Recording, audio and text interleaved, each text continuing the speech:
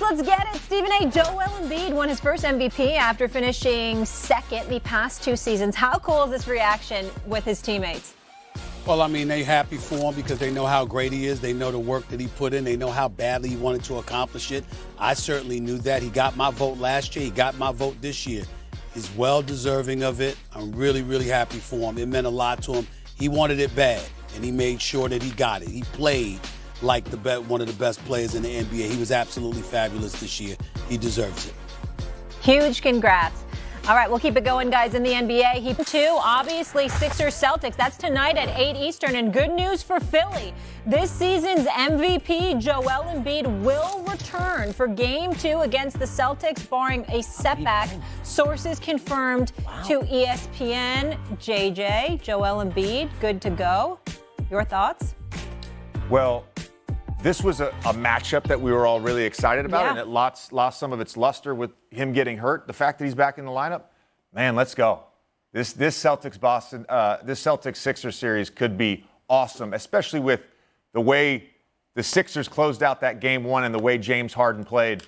I'm excited. This is great news. Oh, I think so too. Puts a lot of pressure on the Celtics too. You figured if they didn't have Embiid tonight, they'd easily get the 1-1. Now with Embiid, a little different wrinkle. I don't think a lot of folks thought that Boston would lose this series. Now they could. Great story for the NBA to have him back. And he was very excited at the end of that first game. He was jumping up and down and everything else. Good to see. I think it is a mistake. I don't believe that Embiid should play tonight. I think that you got the game you wanted in Boston. I think that Boston is desperate. They come out here tonight. And I think that if you're Embiid, to me, I would use that additional few days as rest and come back ready for Game 3, ready to go the rest of this series. Me personally, because of his health, his shaky history of health, I understand that some people it might not make a big difference. Game 2, Game 3, what's the big difference?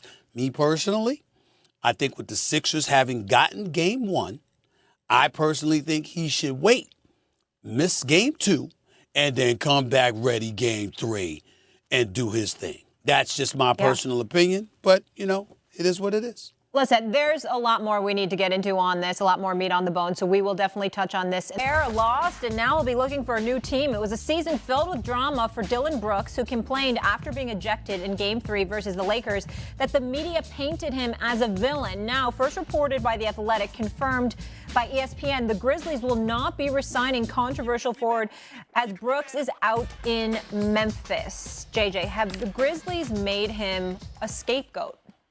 First of all, I just want to say congratulations to Joel. That moment when he's crying is pretty incredible. And as a former teammate of his, as someone who was around him for 2 years, and knowing how much he cares, and knowing how much he cares about competition and greatness and the pursuit of that, it was a great moment for me to watch, and as a friend, I'm just so happy for him, and to have it happen with his teammates and the staff and everyone. Just a really cool moment for anybody that has played with Joel Embiid. It's like one of us won it or something, because we know how much this guy cares and how much he wants to be great, and it's just that to me was awesome. So I just wanted to just acknowledge that. JJ, yeah, go ahead. JJ, can I say this real quick? Yeah. As a guy that wrote in Philadelphia for 17 years for the Philadelphia Inquirer, one of the great moments I've ever witnessed was when Allen Iverson accepted, with the league MVP award in front of that crowd. As beautiful as that scene is, and it's everything you just said, that moment, you think he's emotional now. Wait until he shows up to the Wells Fargo Arena for Game 3, and they let him know, and they bring that trophy to him in front of those fans in Philadelphia. That's going to be a real special moment. It really is. To think about where he came from, it's absolutely incredible. JJ, thank you for taking the time to do that. I want to get back to the debate here, though. Yes, Dillon Brooks. Yes. Dillon Brooks.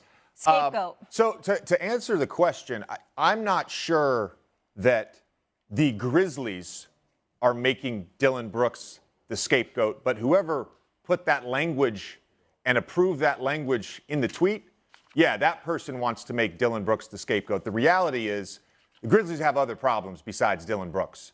And whether they choose to bring him back or don't choose, or, whatever it may be. I can't remember a time in my now 17 years, either being in the NBA or covering the NBA, where we're in the second round of the playoffs, the day of a game where two of the greatest players ever are getting ready to square off, and we're just tweeting out things for engagement. Like, is that where we're at? Is that where, actually, you know what? I'd be willing to bet that language didn't come from the Grizzlies. Look, this is the problem. This is the problem, right? It's agenda-driven media. I have a problem with it. The reality is Dillon Brooks hurts them offensively. If you want to go in another direction, that's fine. That is fine. Do the antics, did that hurt them? I actually don't know. I don't know how much that hurt them. There's other problems in roster construction, guys being out. Like, there's other issues besides Dillon Brooks and him poking a bear. The entire culture around that team has changed a lot in the last 2 years. I actually remember this. When I was in the bubble, there were two teams that had FU written on their forehead walking around. You see them at the hotel, you see them at practice, you see them at games. There were two teams that I was like, oh, these guys actually want to be here. And it was the Memphis Grizzlies and the Miami Heat. The culture has changed a little bit. There is semantics. Is Dillon Brooks the only one that's a part of that? Like, to me, he's not the scapegoat. And whoever agenda it was to tweet that out, I got a problem with that. And if you ask Dillon Brooks' teammates, they ride with him. They ride with him. It's okay to go in another direction. I don't understand why you have to kick a guy while he's down. For engagement? Really? Well, here's my first of all, for the most part, you're right.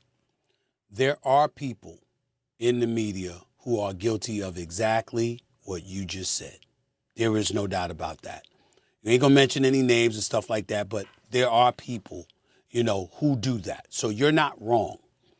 What I will say to you, as a guy that's covered the league for decades, as a former beat writer, insider, all of that stuff, always remember this, JJ. Don't ever assume that somebody is just saying something and they didn't get it from someplace. Oh, Every no. single. Hold on. Sure. He got it from someplace. I'm not. Okay. There's no debate with me there. Okay. Somebody said that. Yeah. That's what I'm saying. Right. I'm He's talking about somebody within the organization. No. He's a man of integrity. I'm not saying he made that up at all, Stephen. Okay. But I have a hard time believing it came from. I have a hard time believing it came from within a higher up in the Grizzlies organization. Well, I will say this to you, and that's where I will challenge you on that. Never forget what I'm about to tell you. There is someone in every single organization who chirps. They'll smile in your face. They'll smile in everybody's face. And then behind y'all back, they will talk about people like dogs. I'm telling you, it's been in existence for decades. And that is something that is undeniable. There is no one with a straight face that would sit up there and deny what I just said, because it happens all the time. And so what I'm saying to you is that when you look at the Memphis Grizzlies, somebody within that organization said that. I'm just telling you what I know. Now, having said all of that, to me, Dillon Brooks is not a scapegoat, but I'll tell you this much. If you're the Memphis Grizzlies, who, by the way, tried to resign him not once but a couple of times this season, and obviously he turned down, reportedly, he had turned down some extension offers or whatever. When you have a history of chirping and talking nonsense, and then you go out and you get your ass kicked, that's something that provokes a change. And when you look at what Memphis is doing, yeah, from a basketball perspective, you're absolutely right. There's parts that didn't work. You got to alter it to some degree, modify some things. Totally agree with you.